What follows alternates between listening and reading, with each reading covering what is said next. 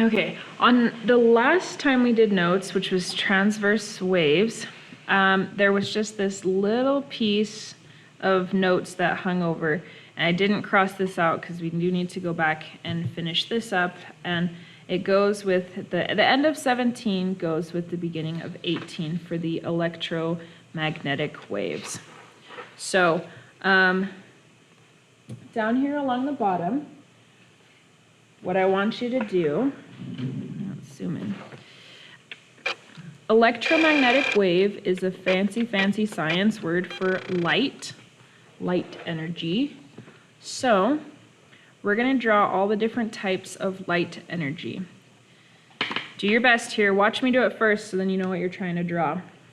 But you're going to start on one end and have really big waves, like whoa, whoa, whoa, like see, really long wavelengths. And then as you work your way across the paper, you're going to try and make them progressively get smaller and small and closer and closer and closer until at the very end you just like so close together that it just looks like garbage. So there it is. Light can come in very long wavelengths. It can come in very short wavelengths. Let me label this. So kind of on this side of the spectrum, we have long wavelength. And over here, like to get from one wave to the next, it's like super huge. But then over here, it's like so tiny. This is our short wavelength.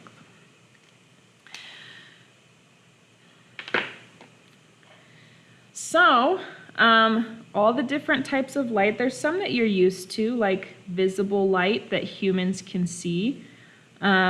That's going to be, let's do that here, kind of in the middle.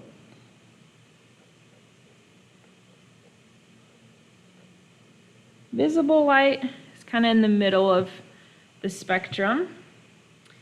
Past visible light is UV, like UV rays from the sun, stands for ultraviolet. I'll write it up here.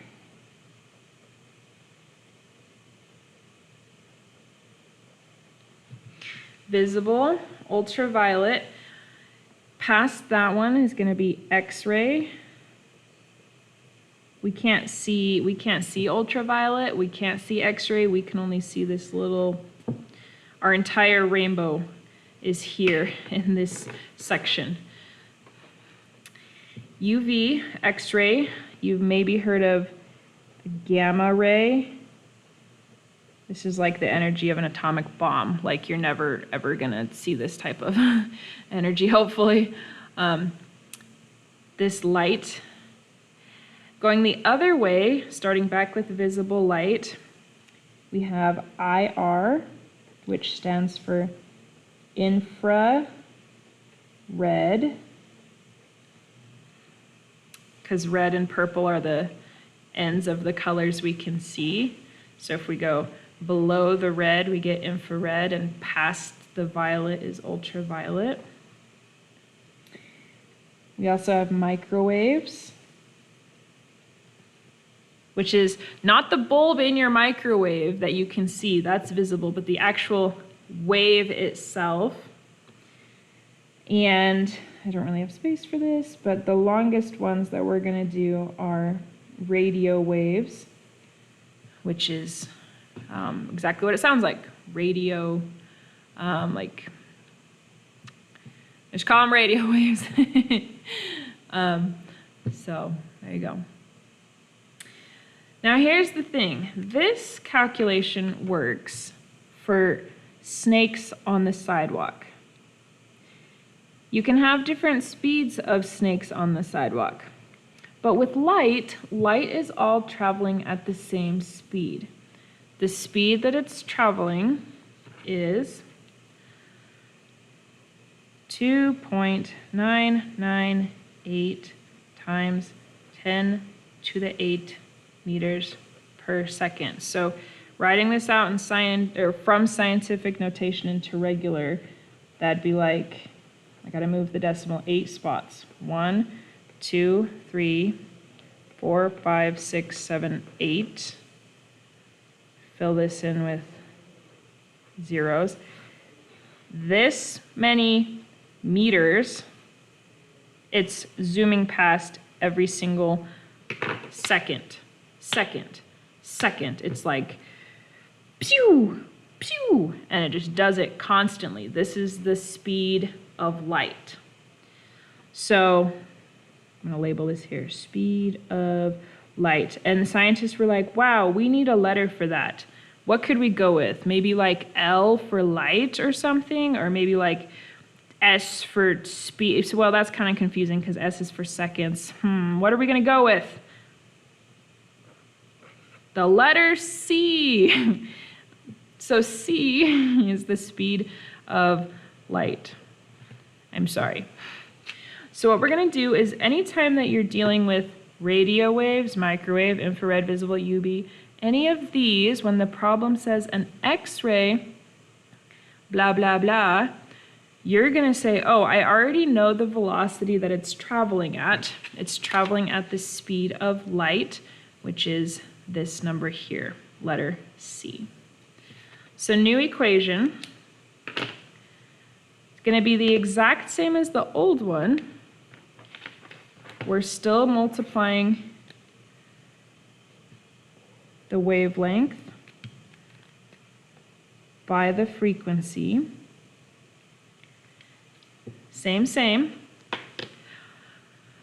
But instead of equaling just regular velocity, this is going to equal the velocity of light, and light travels at the speed of light, letter C. So let me label this again. This is still going to be the wavelength. This is still measured in meters. And zoom in.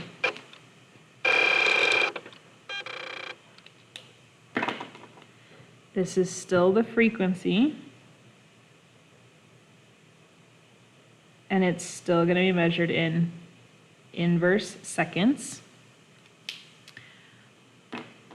But when dealing with light, instead of rope snakes, we're going to plug in the speed of light, which is always going to be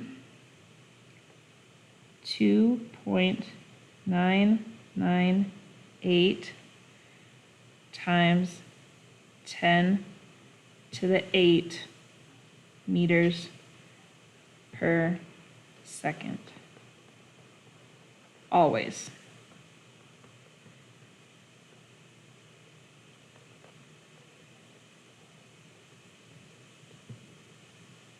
That's what C is.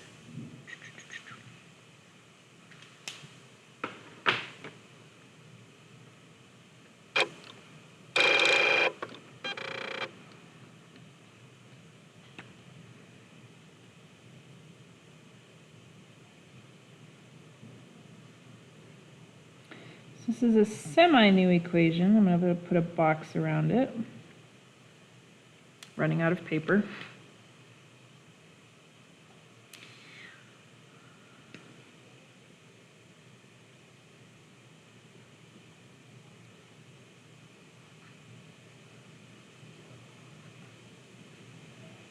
And whereas this one up here was used for general wave speed calculations, any transverse wave would do. This one here, this one's going to be used for calculations involving light, which is also known as electromagnetic waves. So used for light / electromagnetic calculations.